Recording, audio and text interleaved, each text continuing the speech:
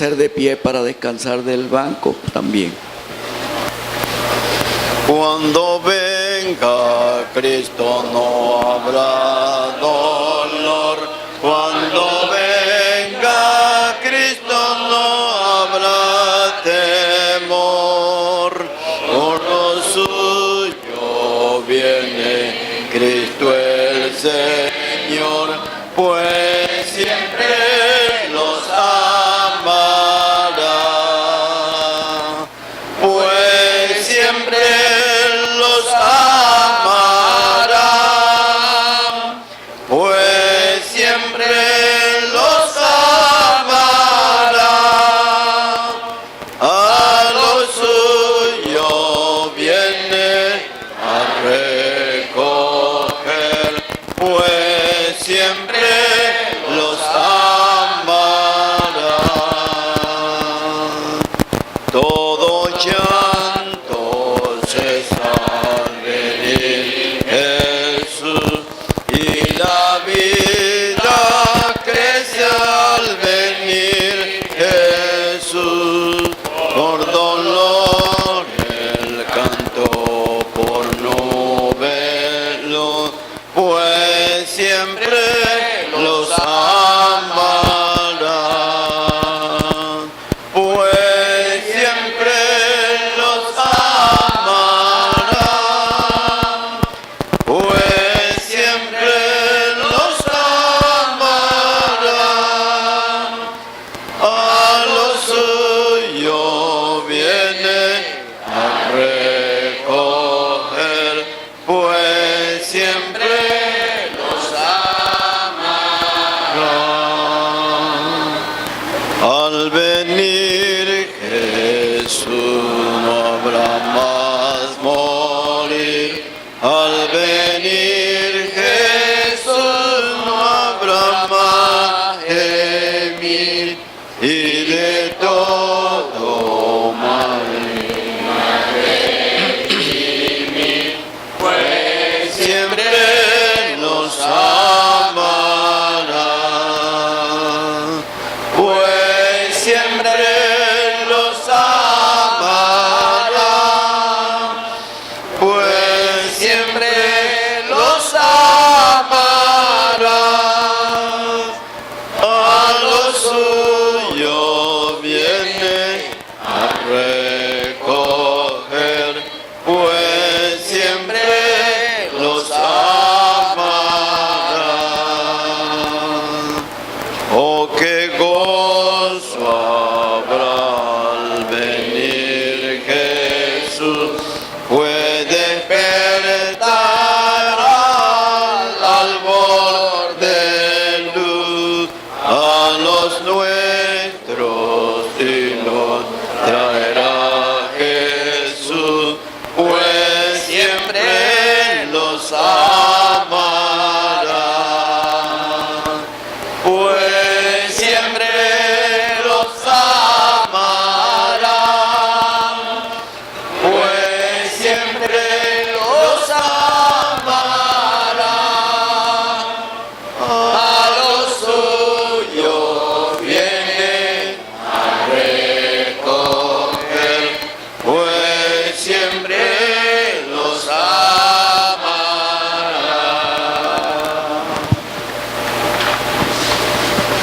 Oremos. Padre, te damos las gracias una vez más en este día en que por tu amor, por tu misericordia para con nosotros, todavía estamos de pie aquí en este mundo. No solamente en el sentido físico, sino también nos has mantenido en el sentido espiritual. Muchos de los que anoche se acostaron con nosotros en este mundo no amanecieron sino sus cuerpos vacíos. Y tristemente muchos de ellos volaron a la eternidad sin salvación. Si alguno de nosotros hubiera volado igual que ellos, hubiera sido para el cielo.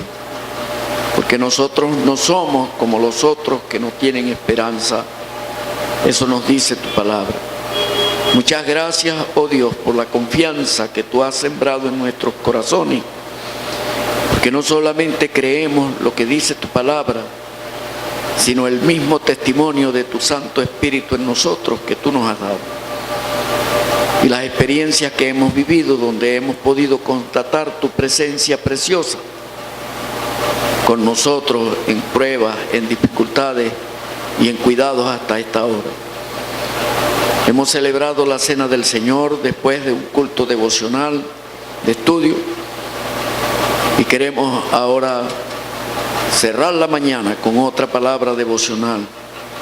Ayúdanos, guíanos, el vaso que tienen en tus manos, ilumínalo para que pueda, con la sabiduría que tú das, expresar lo que hay en el corazón en esta mañana para compartir con tu pueblo estos anhelos devocionales del alma que nos atrae hacia ti y hacia tu Hijo precioso, por medio del cual podemos llegar a tu presencia.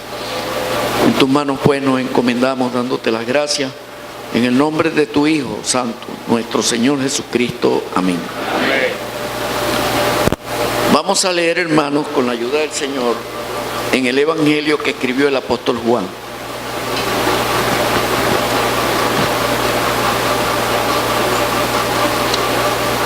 El Evangelio de Juan, y vamos a leer en el capítulo 18. Debo confesar, hermanos, que esta no es la primera vez que en una conferencia, como en este momento, me han dado la oportunidad para hablar y he utilizado esta escritura. De manera que si alguno me ha oído en otra oportunidad anterior, bueno, tenga la paciencia conmigo de comerse un pancito recalentado en esta mañana, como dicen algunos cuando uno repite una enseñanza. Pero una hermana una vez mencioné eso y en la puerta, después que oyó el ministerio, me dijo: hermano, los panes recalentados también son buenos.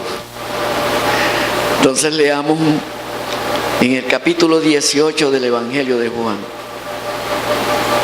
Y dice así, comenzando en el versículo 1. Habiendo dicho Jesús estas cosas, salió con sus discípulos al otro lado del Cedrón, del torrente de Cedrón, donde había un huerto en el cual entró con sus discípulos.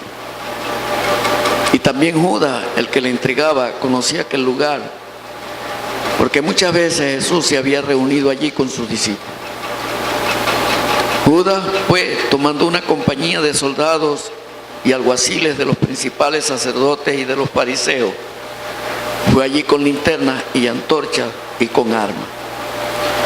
Pero Jesús, sabiendo todas las cosas que le habían de sobrevenir, se adelantó y les dijo: ¿a quién buscáis? Le respondieron: a Jesús Nazareno. Jesús les dijo: yo soy. Y estaba también con ellos Judas, el que le entregaba. Cuando les dijo: yo soy, retrocedieron y cayeron a tierra. Volvió pues a preguntarle: ¿a quién buscáis? Y ellos dijeron: a Jesús Nazareno. Respondió Jesús: os he dicho que yo soy. Pues si me buscáis a mí, dejad ir a estos, para que se cumpliese aquello que había dicho: de los que me diste no perdí ninguno. Entonces Simón Pedro, que tenía una espada, la desenvainó y hirió al siervo del sumo sacerdote y le cortó la oreja derecha. Y el siervo se llamaba Malco. Jesús entonces dijo a Pedro: mete tu espada en la vaina. La copa que el Padre me ha dado, ¿no la he de beber? Entonces la compañía de soldados, el tribuno y los alguaciles de los judíos prendieron a Jesús y le ataron. Y le llevaron primeramente a Anás, porque era suegro de Caifás, que era sumo sacerdote aquel año. Hasta aquí está bien la lectura por el momento, esperando que el Señor prospere en esta mañana su santa palabra en nuestro corazón. Ahora, hermanos, el Evangelio de Juan es un evangelio muy especial. Todos los evangelios son especiales, por supuesto, pero el Evangelio de Juan nos enternece mucho el corazón, porque él es un evangelio narrado de manera diferente a los otros tres evangelios. En los otros tres evangelios se resaltan ciertos aspectos del Señor, pero que siempre tienen que ver con su humanidad más que todo. Por ejemplo, Mateo resalta todas las cosas que tienen que ver con el Señor, como el rey prometido a David en el Antiguo Testamento. Y por eso es que él comienza con la genealogía de ese rey, libro de la genealogía de Jesucristo, hijo de David, hijo de Abraham. ¿Y por qué comienza primero con David si Abraham fue primero? Bueno, con David precisamente porque él está escribiendo a judíos para demostrarles que ese que ellos rechazaron era el Mesías prometido por medio del profeta Natán, cuando Dios lo envió a David para decirle que de su simiente vendría el que se sentaría en su trono sempiternamente. Segundo de Samuel capítulo 7, para que lo vean ahí en la escritura. David comprendió de que le estaba hablando del futuro y del Mesías, y no de Salomón, que era el hijo inmediato que iba a tomar el trono, porque eso se ve en la oración que él hizo delante de Dios cuando entró a su presencia para darle gracias por esa promesa de que él edificaría casa a David, por el deseo que David tuvo en su corazón de edificar casa para Dios. Tanto que el templo que construyó Salomón, David le dejó todos los materiales, le dejó hasta el plano que de Dios había recibido para su construcción, y todo fue hecho bajo las instrucciones de David que había recibido de Dios. Nosotros sabemos porque Dios no le permitió a David cumplir con ese deseo que tenía desde su juventud, pero a Dios le gustó ese anhelo de amor de David hacia él, y le dijo: tú quieres edificar mi casa a mí, pero yo te voy a edificar casa a ti. Y ese es el tema del evangelio de Mateo. Pero el evangelio de Marcos lo presenta como el siervo perfecto de Jehová. Y el versículo que resalta en el evangelio de Marcos es precisamente en el que él dice: el Hijo del Hombre no vino para ser servido, sino para servir y dar su vida en rescate por mucho. Pero Lucas era médico. Lucas lo presenta como el hombre perfecto. Y alguien ha dicho en forma graciosa y acertada que Lucas es el único médico que ha podido dar el acta de nacimiento de un hombre, pero también el acta de defunción. Pero lo que ningún otro médico ha podido hacer por otro hombre, él da el acta de la resurrección de nuestro Señor Jesucristo. Esos evangelios, para estos hermanos jóvenes que les gustan las expresiones teológicas y técnicas, los llaman los evangelios sinópticos. Es una palabra del griego que la usan en teología para significar, el significado es algo así como de la misma manera, de la misma cosa, el mismo tenor. Y los diferencian del evangelio de Juan, por eso es que ellos se llaman los evangelios sinópticos. Son los tres evangelios: Mateo, Marcos y Lucas. Porque el evangelio de Juan presenta al Señor Jesucristo como el Hijo de Dios.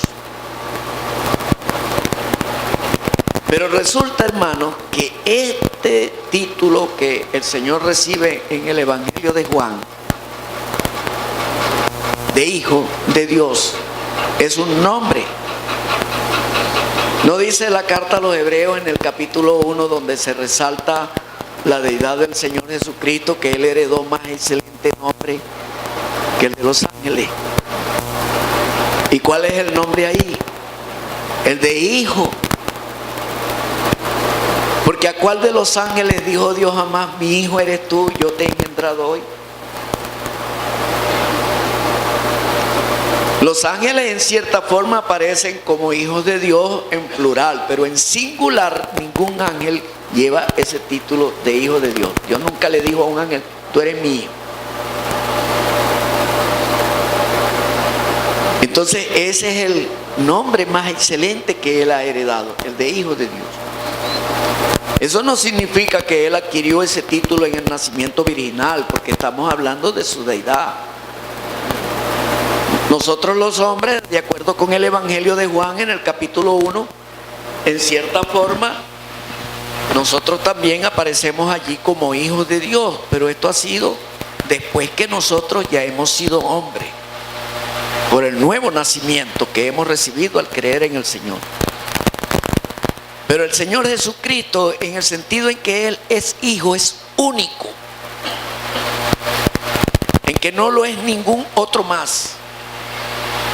Él es el Hijo eterno de Dios. Eso es lo que presenta el Evangelio de Juan. El Hijo eterno de Dios en coigualdad con Él. Una persona de la deidad. Entonces es Dios lo que significa cuando hablamos de Él como el Hijo de Dios. Eso es lo que presenta el Evangelio de Juan y resalta en el Señor Jesucristo su deidad. En cuanto al Señor Jesucristo, Dios en cualquier momento de la eternidad podía llamarlo Hijo. Ese es su Hijo eterno. Por eso es que en Isaías capítulo 9, cuando se habla del Señor Jesucristo, se dice: un niño nos es nacido, hijo nos es dado. ¿Y por qué no dice un niño nos es nacido, hijo nos es nacido también? Porque el niño estaba naciendo, pero el hijo estaba siendo dado en ese niño que estaba naciendo. No empezó a ser el hijo el nacimiento virginal. Él era el hijo desde la eternidad. Por eso él se remonta a la eternidad. Y él dice: en el principio era el verbo, y el verbo era con Dios, y el verbo era Dios. Pero uno puede confundirse porque uno lee en Génesis capítulo 1: en el principio creó Dios los cielos y la tierra. Y lo digo porque cuando estaba nuevo creyente teníamos un poco de confusión, otros que queríamos estudiar la palabra de Dios, y juntos a veces intercambiábamos nuestras opiniones de lo que estábamos aprendiendo, pero nos faltaba todavía más conocimiento y nos confundíamos con Génesis capítulo 1 por cuanto habla de que Él es el creador de todas las cosas. Pero después, con el tiempo, hemos ido madurando más esto y nos hemos dado cuenta que cuando aquí en Juan habla en el principio, está hablando de un principio que va más allá de Génesis capítulo 1, porque está hablando de la eternidad, de antes de que todas las cosas fueran hechas. Pero es que Dios tiene principio, es que el Señor Jesucristo tiene principio de día. Él no tiene ni principio de día ni fin de día. Él es eterno. Pero Dios, en su condescendencia para con nosotros, nos habla en un lenguaje que nosotros podamos comprender. Él hizo los tiempos para nuestra comprensión, pero Dios no está sujeto a tiempos, Dios no está sujeto a distancia. Él puso allí el sol y puso la luna y los utilizó no solamente para alumbrar la tierra, sino para que de esa manera pudiéramos nosotros marcar los días, las fechas, los meses, los años. Nosotros necesitamos de eso, y hablamos de una eternidad pasada y de una eternidad futura, o de una eternidad presente. No sé cómo es que nosotros hablamos de eso, pero para Dios ese no es su lenguaje, ese es para nosotros nada más. Él es eterno, para Él hay un solo presente. Eso es para nosotros. Entonces podemos hablar de eso, de la eternidad pasada. Él se remonta a la eternidad pasada. Entonces podríamos llamar a ese principio un principio sin principio. Solo que Dios lo utiliza la expresión para que nosotros podamos comprender las cosas. Y digo que el apóstol Juan estaba pensando en el tabernáculo cuando él escribió este evangelio. Porque en el capítulo 1 y en el versículo 18, si la memoria no me falla, él dice: y aquel verbo fue hecho carne, porque cuando él empieza a hablar del verbo uno puede preguntarse quién es ese verbo. Él dice: y aquel verbo fue hecho carne y habitó entre nosotros. Ya sabemos quién es el verbo. La palabra, el logos, en el griego. La palabra de Dios encarnada, manifestada a este mundo. Cristo era la palabra. No es como dicen los musulmanes, que Jesucristo es un profeta como Mahoma, que Mahoma recibía mensajes por medio de los ángeles y que asimismo Jesucristo recibía los mensajes de Dios y los transmitía a la gente. No, es que Él es la palabra. Como dice el escritor a los Hebreos, que Dios, habiendo hablado en otros tiempos a los padres por los profetas de muchas maneras, en estos tiempos postreros nos ha hablado en Hijo. Porque para traducir tienen que utilizar el artículo, pero el artículo no está en el original, hermano. En Hijo significa que es Dios mismo en su Hijo quien nos ha hablado. Él es la palabra. ¿Ve la diferencia que dijo Juan el Bautista cuando le preguntaron que quién era él? Él dijo: yo soy una voz que clama en el desierto. Una cosa es la voz y otra cosa es la palabra. La palabra la tenemos aquí y la voz es la forma como la enviamos hacia afuera, el pensamiento. Y el pensamiento y la palabra se la lleva el viento y se puede olvidar, pero el pensamiento está aquí, la palabra.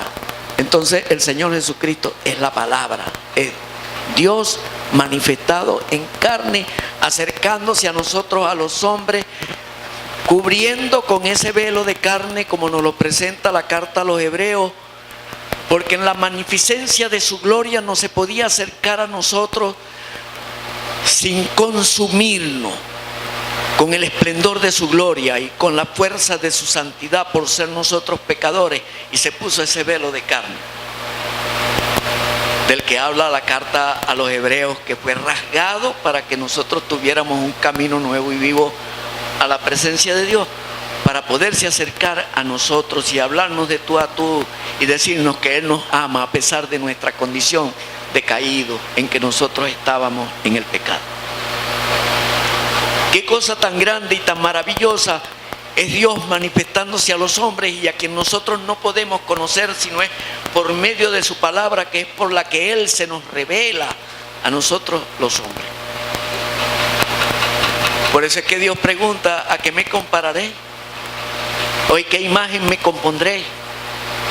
Porque cualquier concepción humana acerca de Dios se queda muy por debajo de lo que realmente Dios es. Pero Él dice: aquel verbo fue hecho carne y habitó entre nosotros, y vimos su gloria, gloria como del unigénito del Padre, lleno de gracia y de verdad. ¿Qué significa eso? Que los hombres pudieron ver en el Señor Jesucristo,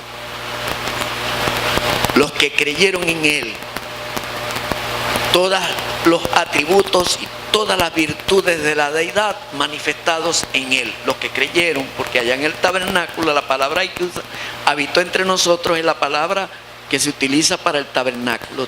Puso su tabernáculo entre nosotros. Aquel verbo fue hecho carne y puso su tabernáculo entre nosotros. Tabernáculo en ese cuerpo. 2 Corintios capítulo 5 no presenta nuestro cuerpo como un tabernáculo. Bueno, ese es su tabernáculo y habitó entre nosotros. Pero cuando llegamos al capítulo 13, pasando por encima de otras señales que hay allí acerca del tabernáculo, nos encontramos las cosas que sucedieron esa noche en que Él se entregó por nosotros. Hemos llegado aquí al capítulo 18, pero esto comienza la narración en el capítulo 13, abarca el capítulo 14, el capítulo 15, el capítulo 16, la oración sacerdotal en el capítulo 17, hasta llegar al momento de su aprehensión aquí al capítulo 18, y de allí a ser enjuiciado, llevado a la cruz, pero sepultado y resucitado. Ahí está toda la historia presentada en la figura del tabernáculo. En el capítulo 13 el Señor se levanta con humildad, toma el lugar del siervo y le lava los pies a sus discípulos. Como los sacerdotes tenían que lavarse las manos y los pies en el lavacro, allá en el tabernáculo, para poder oficiar en el lugar santo y en el altar de los holocaustos, porque el lavacro estaba en medio, en el atrio exterior, entre el altar de los sacrificios y la entrada al lugar santo. Ellos tenían que lavarse las manos y los pies. Aquí el Señor solamente le lava los pies, porque allá estaban implicadas las obras, pero aquí solamente está implicado es el testimonio, el andar del creyente, no las obras. Por eso solamente lava los pies de sus discípulos. Y algunos han llamado el capítulo 13 el lugar santo del Nuevo Testamento. Pero cuando llegamos al capítulo 14, el Señor Jesucristo le dice a sus discípulos: yo soy el camino y la verdad y la vida, y nadie viene al Padre si no es por mí.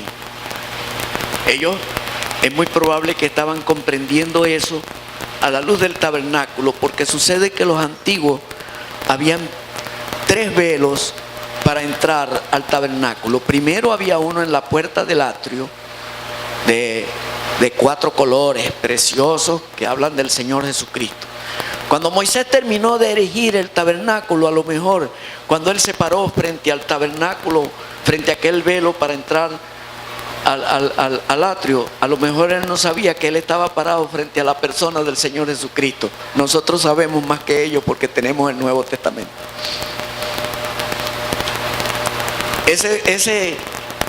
Esa entrada del atrio, ese velo del atrio, lo llamaban ellos el camino. Pero después había otro velo más precioso todavía, porque aquel tenía oro también y tenía figuras, querubines allí. Ese lo llamaban ellos la verdad, porque detrás de ese velo en el lugar santo estaban las verdades que hablaban acerca de nuestro Señor Jesucristo en los muebles que estaban allí dentro del tabernáculo. Que había al lado izquierdo el candelero de oro, el que era alumbrado aquel lugar. A la mano derecha estaba la mesa con los panes de la proposición, y en el frente estaba el otro velo, el de entrar al lugar santísimo, y ahí estaba el altar de los holocaustos. Pero no vamos a hablar de los detalles de todas esas cosas, porque ese no es nuestro tema, sino resumiendo este evangelio completo en esta mañana.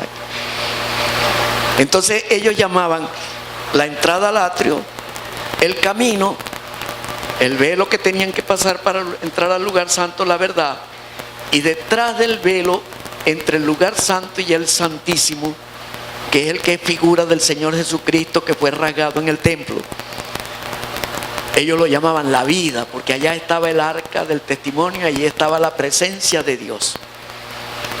De manera que allí tenemos al Señor Jesucristo en el tabernáculo como el camino, la verdad y la vida, y él dijo: nadie viene al Padre si no es por mí. Pero cuando llegamos al capítulo 17, allí tenemos al Señor en su oración sacerdotal, orando primero por sí mismo, después ora por sus discípulos y después ora por nosotros. Ese lo han llamado los teólogos el lugar santísimo del Nuevo Testamento. Allá al lugar santísimo solamente podía entrar el sumo sacerdote una sola vez al año. Y aquí está el Señor ejerciendo como sumo sacerdote de nuestras almas. Este cuadro que nosotros tenemos aquí en el capítulo 17 nos muestra a nosotros lo que el Señor está haciendo por nosotros ahora en el cielo.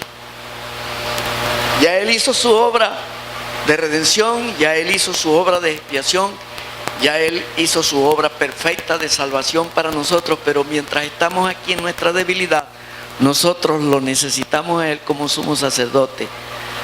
¿Cuál es el título que se le da en griego? Paracleto. Paracleto.